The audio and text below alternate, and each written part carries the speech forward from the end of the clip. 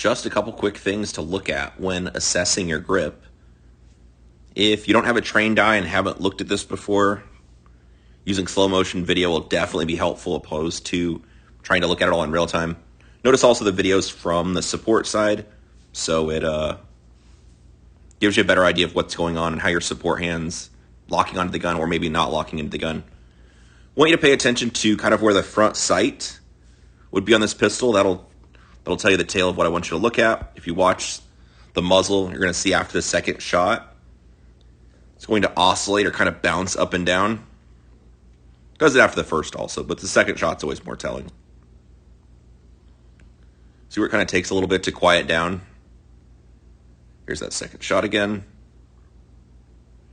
You see where you're kind of waiting for it to quiet down and it bounces.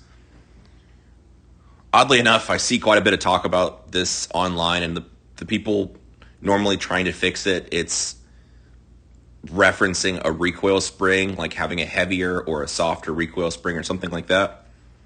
Real talk, that's actually flawed thinking. All you need to do is just relax your firing hand.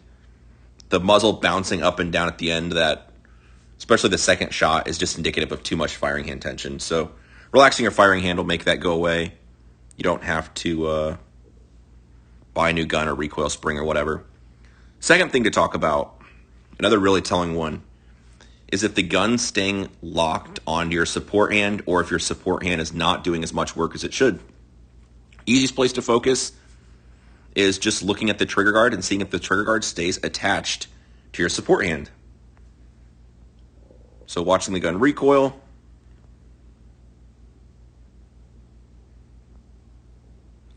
you can see lots of daylight there. See where it comes out of contact and then back in contact with my support hand? So it's an easy way to tell. Clearly the support hand is not doing as much work as it should. What we should see is no gap here. And then when the gun recoils, everything should be recoiling as one piece. For example, look here while the gun's coming back down. Notice how my support hand really, my thumb moves a little bit, but if you look at the main part of my support hand, it's not really going anywhere, yet the gun is. So the gun's moving, but my hand really isn't. So that shows here, seeing that separation. My support hand's kind of just along for the ride, maybe emotional support, but not really clamping down on the gun. Because again, when this gun recoils upwards, this should all be one piece that all moves together.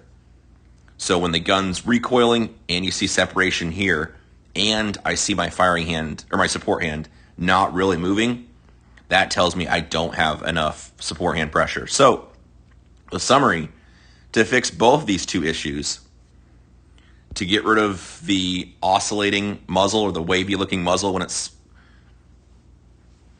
done recoiling, and the separation from the trigger guard to the support hand, the fix for both of those is just changing grip pressures.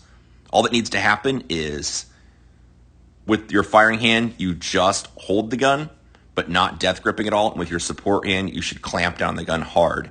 If your support hand stops doing the work, the gun starts to recoil like this, where it's really flippy a lot more, your firing hand's going to make up and do just what your support hand isn't taking care of.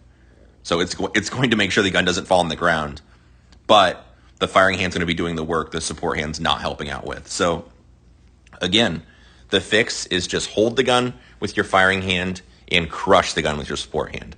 Hopefully that's helpful. Of course, if you have any questions, drop them below.